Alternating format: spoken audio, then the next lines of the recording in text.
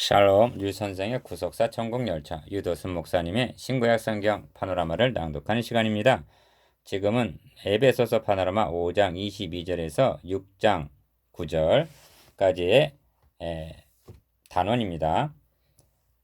이 단원의 주제는 파수해야 할 원리들, 관찰해야 할 본문 속에는 우리가 지켜나가야 할 세 가지 도리, 즉 남편과 아내, 부모와 자녀, 종과 상전의 관계가 있습니다. 성경은 이 세 가지 관계에 대해서 말씀하고 나서 정말로 너희가 주 안에서와 그의 힘의 능력으로 강건해지고 마귀의 계계를 등에 대적하기 위하여 하나님의 전신갑주를 입으라 하고 권면하고 있음을 보게 됩니다. 6장 10절에서 11절. 그렇다면 마귀가 괴계로 무엇을 공격해 온다는 것입니까? 성도들이 하나님의 전신갑주를 입고 파수해야 할 것이 무엇이란 말입니까? 그것이 바로 그 앞에서 말씀한 교회와 가정과 기업 등이라는 문맥인 것입니다. 실제로 얼마나 많은 교회와 가정과 기업들이 마귀의 공격에 견뎌내지 못하고 파괴당하고 있습니까? 이것들 교회, 가정, 기업 등은 하나님의 나라를 건설하기 위해서 하나님께서 작정하신 창조의 원리, 구속의 원리들인 것입니다. 그래서 파수해야 할 원리들이라는 제목을 붙이게 된 것입니다. 우리의 싸움은 혈과 육에 대한 것이 아니라 이 어둠의 세상 주관자들과 하늘에 있는 악의 영들에 대함이라. 6장 12절. 이들의 공격으로부터 하나님께서 세우신 원리들을 파수해야 할 책임이 성도들에게 있는 것입니다. 이는 단순히 가정과 기업을 지켜야 한다는 인간 중심적인 차원이 아니라 하나님께서 제정하신 부부관계, 친자관계, 노사관계 등은 하나님과 그의 백성 또는 그리스도와 교회와의 관계를 설명하고 교훈하시기 위해서 세우신 작은 하나님 나라 모형이라는 데 그 의미가 더 큽니다.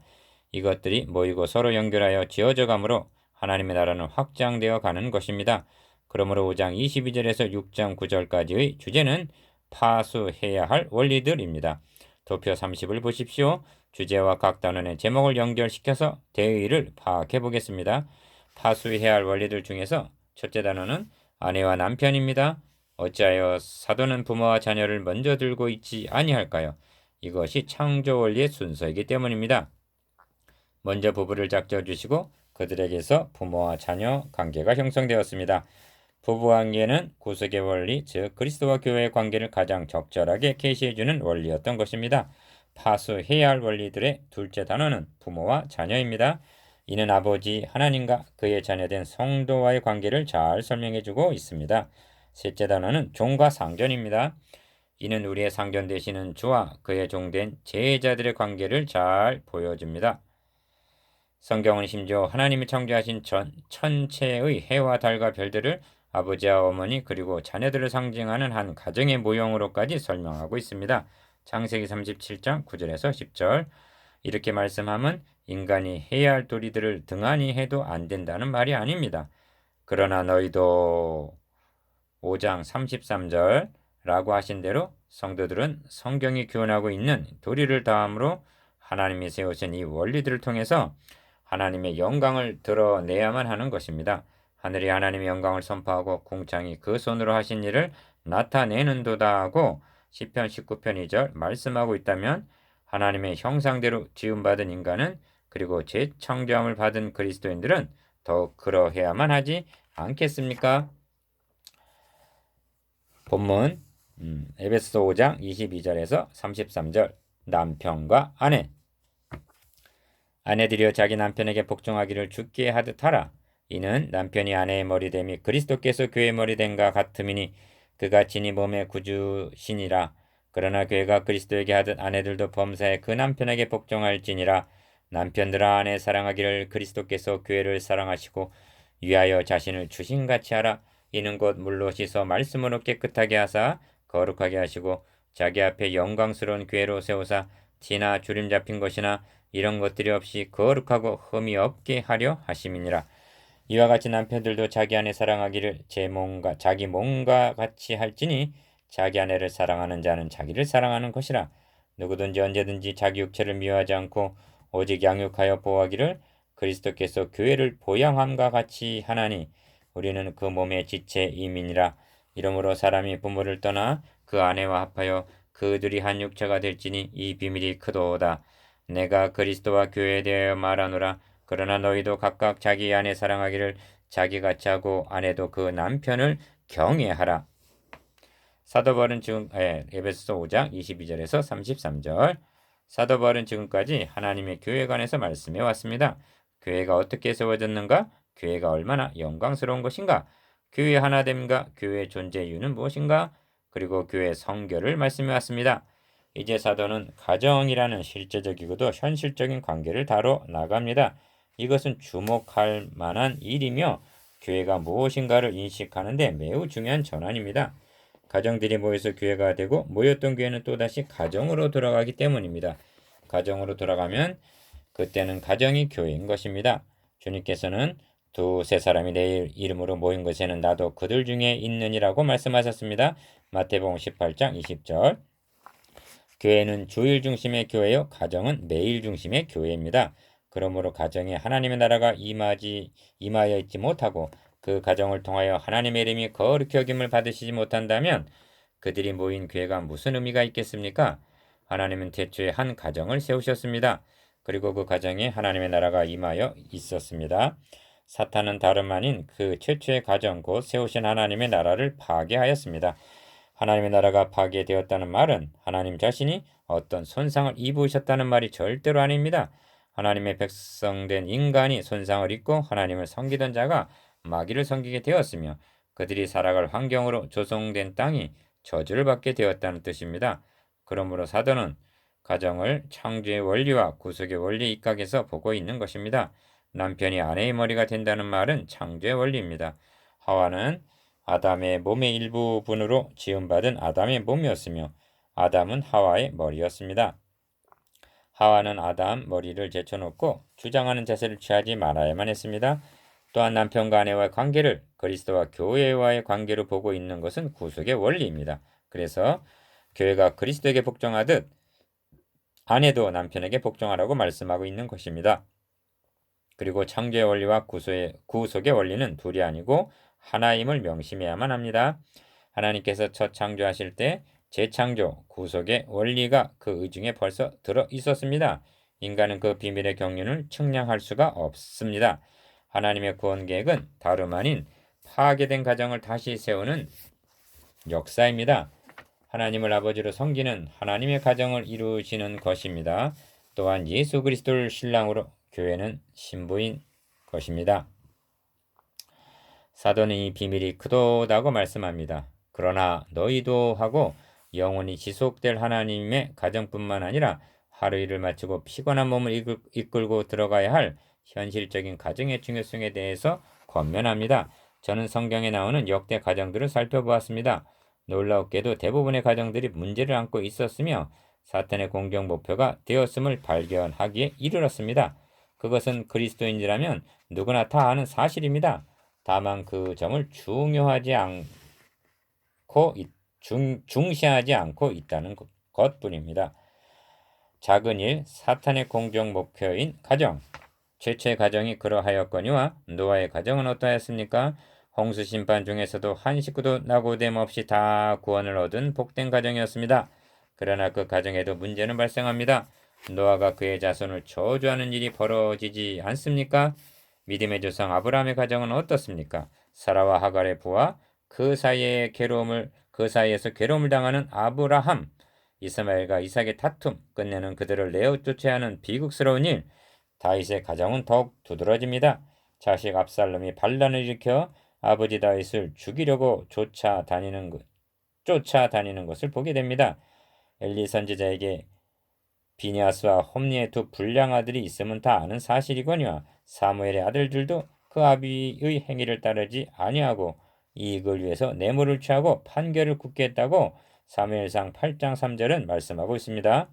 오늘날 목회자 가정은 어떠합니까? 장로와 권사의 가정은 어떠합니까? 여러분의 가정은 어떠합니까? 자기 집을 잘 다스려 자녀들로 모든 단정함으로 복종케 하는 자라야 할지며 사람이 자기 집을 다스릴 줄 알지 못하면 어찌 하나님의 교회를 돌아보리요 하고 성경은 말씀하고 있습니다. 말세 지말에 우는 사자같이 삼킬 자를 두루 찾는 사탄은 성도의 가정을 공격합니다. 수단 가정들이 어려움에 처해 있습니다. 파괴당하고 있습니다. 우리의 자녀들이 공적 목표가 되어 있습니다. 그러함에도 우리들은 교회와 가정이 별개인 양 나누어서 생각하고 있지는 아니합니까? 심지어 가정과 분리시키는 일을 하기까지 합니다. 성도들은 가정과 교회의 남편과 주님 사이에서 갈등하고 있습니다.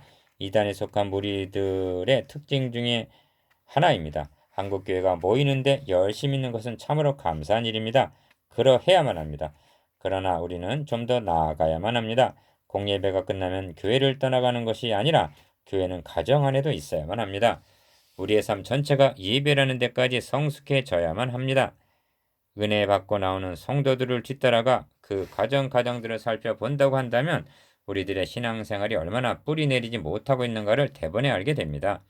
제가 섬기는 우리 교회 금년 목표를 순전한 말씀 선포, 제자 양육과 훈련, 가정에 있는 교회에 두었습니다. 그 중에 세 번째 가정교회를 세우는 일이 가장 어려움을 느낍니다. 호주가 그 가정의 머리가 되어서 족장들처럼 하나님께 가정 예배를 인도하며 자녀들을 주의 교훈과 훈계로 양육하며 손을 들어 축복 기도를 드리는 가정을 늘 열어서 브리스길라와 아굴라의 가정처럼 성도 상호 간의 교제가 이루어지며 이웃들에게 복음을 전하는 거점들이 될 때 그 가정들을 통해서 하나님의 이름이 거룩히 여김을 받으시며 하나님의 나라가 그 가정에 임하시며 하나님의 뜻이 그 가정들을 통하여 확장되어 나아가는 놀라운 역사가 일어나게 되는 것입니다.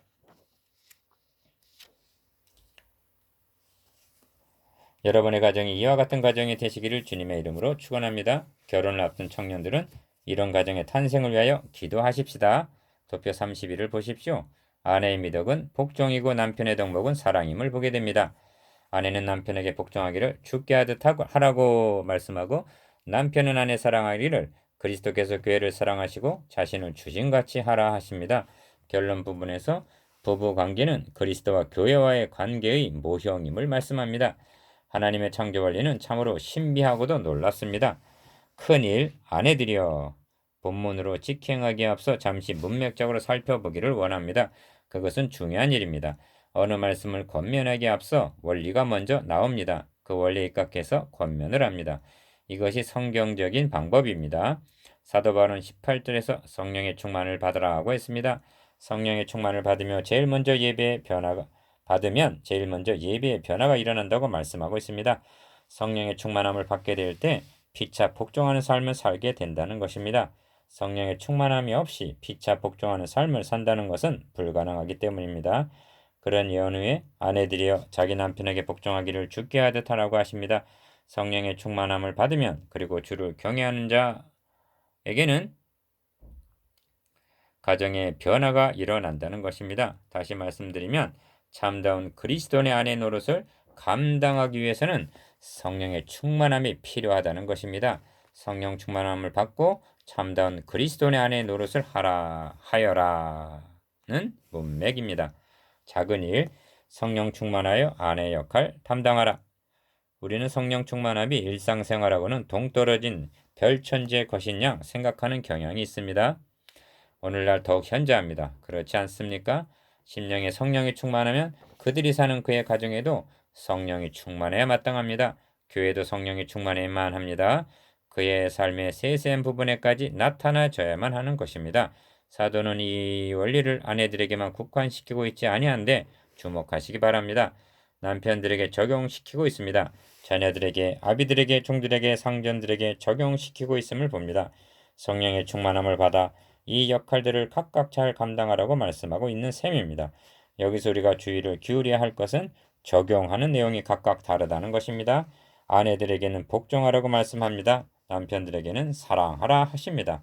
어떤 분은 이렇게 말하는지도 모릅니다. 목사님, 지금이 어느 때인데 아내들은 남편에게 복종하라고 캐캐 묵은 말씀을 하고 계십니까? 우리는 지금 우리들의 주장을 강론하고 있는 것이 아니라 하나님께서 무엇이라고 말씀하고 있느냐에 귀를 기울이고 있는 것입니다. 그리고 분명히 알아야 할 것은 결혼이란 인간이 고안해낸 제도가 아니라 하나님의 나라를 세우시기 위하여 고안해내신 하나님의 창조의 원리이며 가정을 통해서 하나님의 교회를 계시하시고자 모델로 삼으신 구속의 원리라는 점입니다. 앞으로 상고하게 될 것입니다만 두 몸이 합하여 한 몸을 이루는 결혼의 신비와 그리고 남편과 아내의 관계에는 성도들과 그리스도와의 연합의 신비요 그리스도와 교회와의 관계를 이해할 때만이 하나님께서 왜 이렇게 창조하셨으며 이렇게 말씀하고 계신지를 온전히 깨닫게 될 것입니다. 작으니 남편에게 복종하기를 주께 하듯 하라. 남편에게 복종하라는 말씀에 어떤 거부감 같은 것을 느낍니까? 그것이 이상하지 않습니까? 21절에서 그리스도를 경외함으로 피차 복종하라 하셨는데 남편에게 복종하는 것을 주저하다니 그러하기 때문에 사도는 창조의 원리와 구속의 원리에 입각해서 부부간의 윤리를 말씀하고 있는 것입니다. 그 원리가 무엇일까요? 하나님께서는 태초에 한 사람 아담을 창조하시되 하나님의 형상대로 지으셨습니다. 그는 부족함이 없는 완전 무결한 존재였습니다. 하나님께서는 그에게 돕는 배필의 필요를 느끼셨습니다. 그래서 하와를 짝지어 주셨습니다. 그러나 하와는 아담처럼 창조되지 아니하였습니다. 아담을 잠들게 하시고 그의 몸의 일부를 떼내어서 지으셨습니다. 아담이 가로되 이는 내 뼈 중에 뼈요 살 중에 살이라고 했습니다. 이 말이 무슨 뜻입니까? 아담에게 있어 하와는 자신의 일부분인 것 같은 것이 아니라 바로 일부분이었던 것입니다. 이 진리가 28절에서 30절까지의 중심 내용입니다. 이것이 남편과 아내와의 관계라는 것입니다. 28절 보십시오. 자기 아내를 사랑하는 자는 자기를 사랑하는 것이라고 말씀합니다.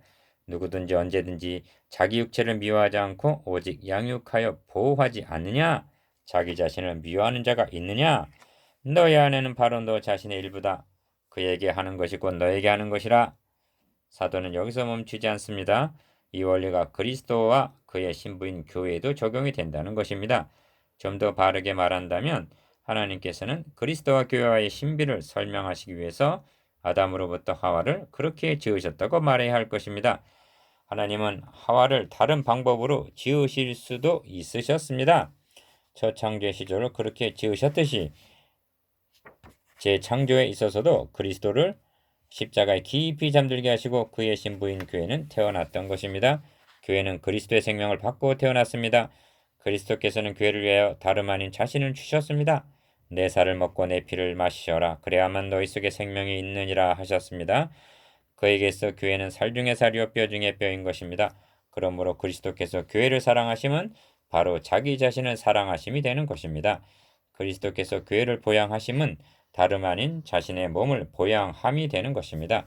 몸된 교회의 지체된 형제들이여 자매들이여 우리와 그리스도와의 관계가 무엇인지 아셨습니까? 그리스도께서 교회를 사랑하신다는 것은 이웃 사랑하듯 하시는 것도 아니요 우리의 기도를 들으시고 사랑해 주시는 것도 아니요 바로 당신 자신을 사랑하심이라는 경탄할 만한 사실을 하셨습니까? 교회가 얼마나 영광스러운 존재입니까?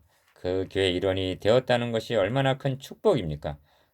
성도 여러분, 남편에게 있어 아내가 이와 같은 존재라는 것입니다.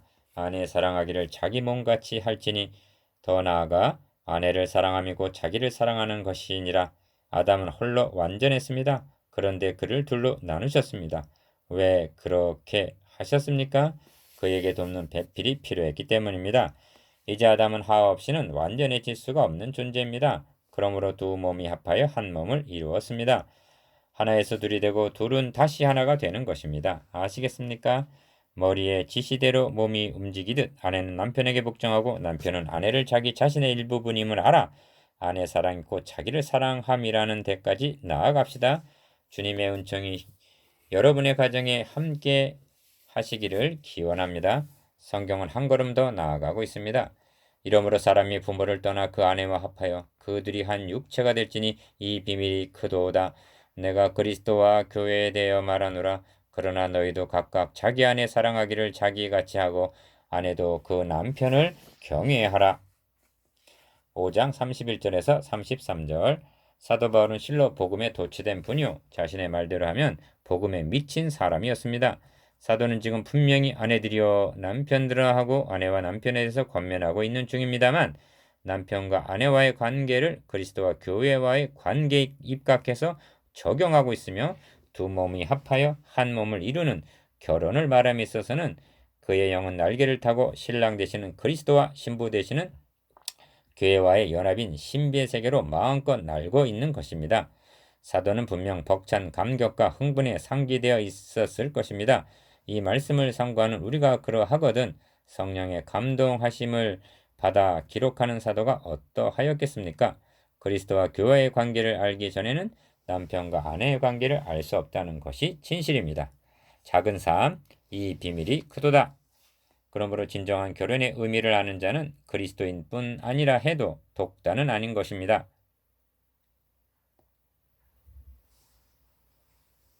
나아가 두 몸이 합하여 한 몸을 이루는 부부관계에서 그리스도와 교회 연합의 비밀을 보게 되는 것은 너무나 자연스러운 일인 것입니다. 사도 바울은 고린도전서 6장 17절에서 창기와 합하는 자는 저와 한 몸인 줄을 알지 못하느냐고 책망하시면서 주와 합하는 자는 한 영인이라고 말씀하고 있습니다.